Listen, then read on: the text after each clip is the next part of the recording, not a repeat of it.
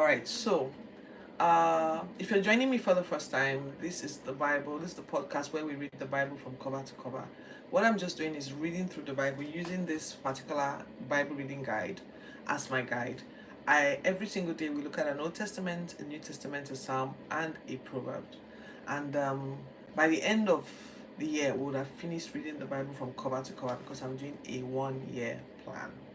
Every single day when I show up, I'm doing this because I want to get to know the stories for myself, test the theories and beliefs, discard what is not useful, and share my thoughts and interpretations with a live audience. I chose to do this because the live audience, I believe, will hold me accountable. And so far, I've been consistent merely because I know that somebody is going to be on the other side listening. I've got some great reactions and feedback so far. Anyway, um today is going to be super interesting. Like these Bible stories are very interesting. So let's start right now. Today is day 125 and we have 240 days to go. Remember that lady that was killed yesterday, the one who was raped, the one who's careless, and I'm still beefing that guy, the one whose husband left her to be raped by some guys and she was killed. So in retaliation, he dismembered her body and sent her around the whole thing, and it triggered a massive war in Israel, an internal civil war. That civil war was so bad that they ended up eliminating an entire tribe, the tribe of Benjamin, leaving only about 600 men left. Children, beasts, animals, houses, all gone. Like they eliminated the scourge because they were not even remorseful about the fact that they had a terribly treated one of their own so badly. And so if you want to know what really happened, watch yesterday's own. Anyway, they had sacked the whole of the tribe of Benjamin. So our reading would be Judges 21 to Ruth 1:22. So we're going to be rounding up the book of Judges and we're going to be entering the book of Ruth. And then we're going to look at 4. We're going to round up John chapters 4. Give me a minute, please. My book fell.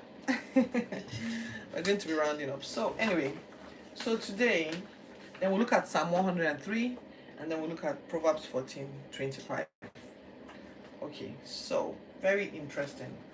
After sacking the Benjamins, after eliminating all of the Benjamins and sending off the remaining 600 to go and live in a place called Rock of Rimmon, some place where they were hiding, they were like, you guys, thank God, we've eliminated all those people. Damn, that's right. Look, you guys, none of us is going to give any of our children to those people in marriage. Ah, what terrible thing they did. I'm so glad we arrested them and called them to order. What rubbish. So everyone agrees here, we're going to swear an oath. Nobody's going to give any of our daughters to their hands in marriage. Let them stay there, crazy people, and that's how they were reacting. Anyway, time passed, and then they began to cry because you just had a fight with your cousins. You just had a fight with your cousins, and no, this is not sitting right. So they began to cry. Oh, we've eliminated one tribe. We're supposed to be 12. God says, what are we going to do? What are we going to do? So they were like, all right, we have to find wives for them. We really have to find wives for them because we can't just let them be like that. And the law says they can't marry outside, right? And we've already sworn that none of us will give ourselves in marriage, our daughters in marriage. What do we do? What do we do? So they're like, okay, I know what we're going to do. We called everyone for this assembly, right, to confront Benjamin when they acted up. Is there anybody that didn't come? Because that means they're not held by the oath that we're held by. They're like, the men from Jabesh Gilead. Oh, cousins to Benjamin, right? Yeah. Let's go pick a fight with them. You guys, men from Jabesh Gilead, why did you not come when we called an assembly? We're like, well, we've decided that since you didn't come, we're going to eliminate you guys because this was a very major national issue and you guys didn't show up. So you guys get to town and eliminate them. So a few thousand Jews, Israelites were sent there and they eliminated those people. And the instruction was, when you get there, kill the men, kill the women, leave all the virgin girls. All the girls that are yet to be affiliated with a man. Even the kids, just get it because we don't want people standing out saying, oh, you killed my parents, blah, blah, blah. Bible times were so savage, really. Anyway, so they go there and they eliminate the men, and then they bring a lot of young girls, and they pile the girls up, and they're like, okay, man, they send a message to the guys at the Rock of Rimmel, like, you guys calm down now, calm down now. We found wives for you guys. You guys are really acting up, but well, we just disciplined you. This just consider this a mild discipline, not no. So go pick a girl for yourself, anyone you like there. So the men picked some of the girls, and the girls still didn't go round. And everyone was like, ooh, they're not enough people. Blah blah blah blah blah. We have decided to have peace with you guys, so please just pick a girl you want. But the virgins didn't go round still. And then they were like, we have to find another ingenious way to get this thing done. Oh. We have to do something about it, because each man there should at least have a wife. At least should have a wife. So they decided, okay, we're going to have an annual celebration at Shiloh. Yes, every year we go to Shiloh. So we have all these groups and everything. So what will happen is, when the young girls come out to dance, we're going to just advise the men of this, the elder speaking now. We're going to advise the men of Benjamin, go hide out, just be scoping the girls and decide which one you want. And then when you see the one you want, come out of the group and seize her. You have the permission of the council of the body of Israel. Weird people. Anyway, the men are hiding out. The ladies are coming. They're dancing in Shiloh every year. It's like the Passover. Let's just go happy. And then the men come out, and then they come and start seizing girls, like sort of like a raid. At this time, it's no longer about whether they are virgin or not. Just take any girls you like. So they have decided that when their fathers come complaining, and their brothers, and we know they will, when they come complaining, we're going to tell them, you guys, calm down. Calm down. Our boys from Benjamin need wives, and we've already sworn we're not going to give them. So when the guys come here and pick a girl they like, we're going to act like you didn't break your oath, because you didn't give the girls to them in marriage. The guys took them, and come on guys, we have to look elsewhere and allow this happen. We have to. So if you are unfortunate and one of your daughters lands with one of them, take it as your sacrifice.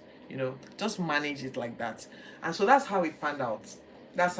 Somebody broke your heart today, Mr. Comedy. I'm sorry.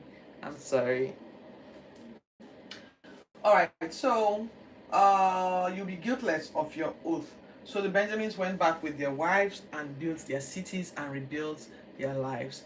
And all of this happened at a time when every man did as he pleased. Nobody was following what God described. Savage times. Anyway, that ends the book of Judges. The book of Judges was basically Christian. I think we read it for like a week plus. Was basically the time when all men did as they saw fit. No real order or well, let's leave it at that. So we enter the book of Judges. In all of this chaos, a particular man named Elimelech, I think. Let me see. Yeah, Elimelech. He left for the town city of Moab, because Israel has a lot of issues. Just so while this was going on and all men were doing as they pleased, people just behaving anyhow they liked, no regard for their neighbors and all of that stuff, this man Elimelech leaves Israel and goes to another land called Moab with his wife Naomi and his sons Mahlon and Shilon. But while they were there, he dies, his sons die, leaving behind his wife Naomi and his sons' wives, his daughters-in-law, two of them, Oprah and Ruth. So in her state of grief, Naomi decided, what am I doing here? I don't have any grandchildren. I don't have any husband. I have no sons. There's no point being here. Let me go back to where I come from. So she was grieving. So I'm sorry for the person whose heart got broken today. I'm telling the story about another woman whose heart got broken by life. So she packs up her things and she starts leaving. Her daughters-in-law, she must have been a great mother-in-law, because her daughters-in-law like, oh, we have to go with you. And she's like, all right. But she's like, you guys, come and go back, because I don't even have sons for you to marry. And I'm going to a strange you, and you'll be strangers there. So just go back. I thank you for serving me and my sons. Thank you for loving me. Thank you for the times of joy we spent together. But things are bad now, and you need to go back to your family. And Oprah does. But Ruth Ruth says, no way. And that's when she gives her famous speech. Let me try find that famous speech. She gives her famous speech. So all of this, we're now in the book of Ruth, chapters 1. And she gives her famous speech. Oh, do not entreat me to leave you, Naomi, or to turn back from following after you. For wherever I go, wherever you go, I will go. Wherever you lodge, I will lodge. Your people shall be my people, and your God shall be my God. Where you die, I will die, and there I will be buried. The Lord do so to me, and much more, if anything but death ever separates you and me. Whew. What a girl. What a girl. I'm from Nigeria. What a girl. Woof. Like, God had to plant such a wonderful girl with Naomi, right? So Naomi's like, all right, I know I can't change your mind, so let's go together. And they enter back into the land of Israel. They get to where did they go to now? Jerusalem. And immediately people hear Naomi is back. They're like, oh, Naomi is back. And people flood her house and they're greeting her. And Naomi's like, oh, I'm so sad. Many terrible things have happened to us while we were in Moab.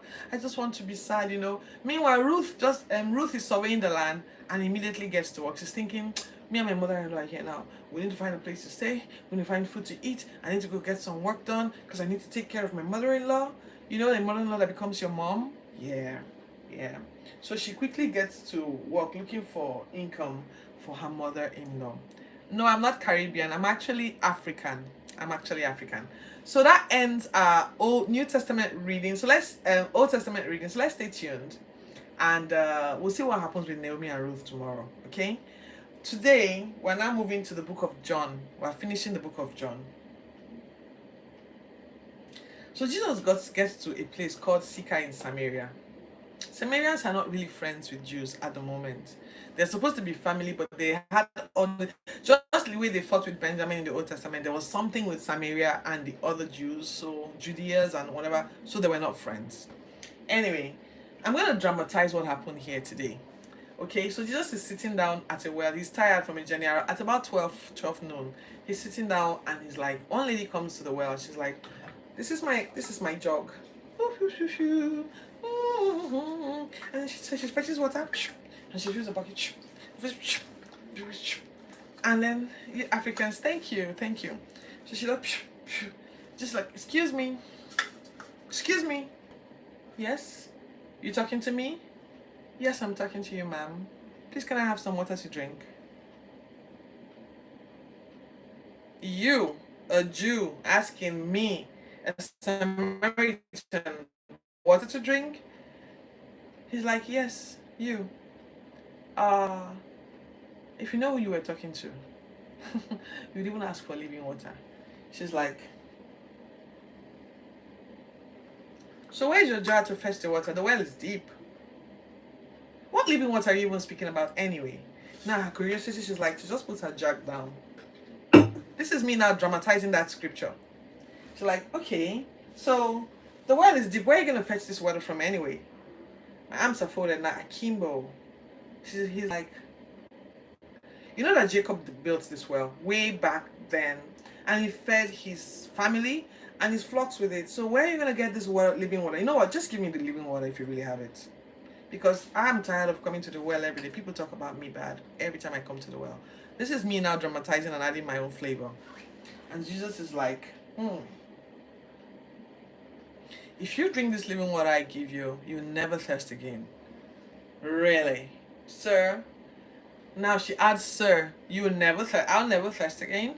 All right, give me this living water. I'd like to have it because I don't want to be coming to the well anymore. Anyway, and let me just have enough so that I can give my family members. And it's like, all right, so go call your hubby. She's like, I ain't got a husband. It's like, yeah, you're right. You've had 5. And the man we're living with is not exactly your husband. Excuse me, sir. Excuse me. Are you? Hello, Lizzie. Excuse me, sir. Are you? You seem like a prophet. You sound like a prophet. Are you a prophet? And so they start talking.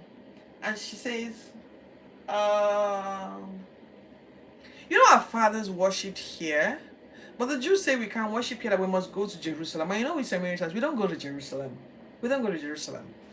So Jesus, then Jesus tells her, it doesn't matter. It doesn't really matter where you worship.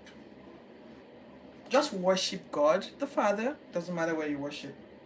You know, we Jews, we know what we worship. The issue is you Samaritans, you don't really know what you worship.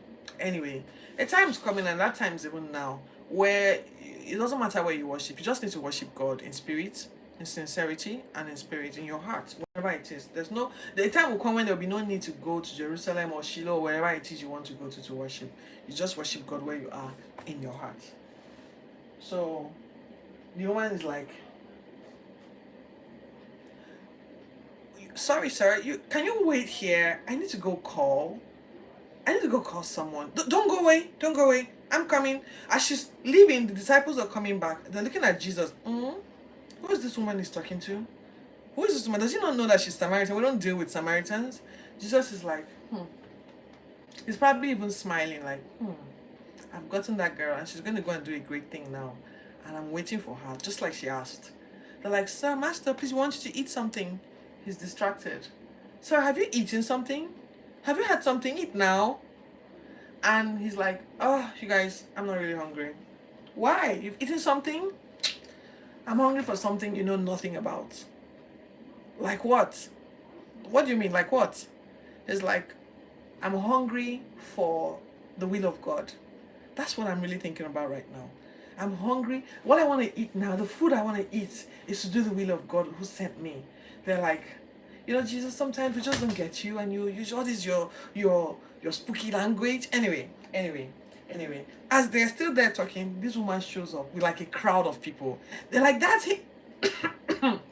That's him right there. That's the man who told me everything about my life. You guys come and talk. They're like, really, sir? Excuse me, sir. Are you the one who told this woman, please, could you come and stay with us? We have where you can stay. We have where you can eat. Just come around. The disciples are like, we were on our way to Jerusalem. Why are we talking with these Samaritans? And why are we going to Samaria? Just come, please. Please, Jesus, just come. Just come. And so Jesus comes, and he stays with them 2 whole days. And by the time he's going, people are like, lots of people have believed in Jesus. They're like, oh my God, we believe you. You are the Messiah. Not really because of what our girl said, but because of for us. You're the savior of the world. And then that woman, she still goes around telling people, come see the guy who told me everything. Now, I don't know what transpired, but you can know that something good had happened. Jesus was full, right? Yes, that was a very nice encounter. No fighting today. Normally when we see Jesus and the Pharisees, there's a spat going on. But today, just nice stuff.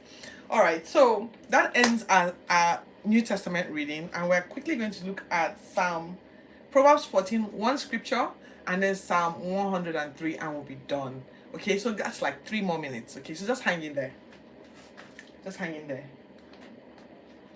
Proverbs 14:25 says, a true witness delivers souls, but a deceitful witness speaks lies.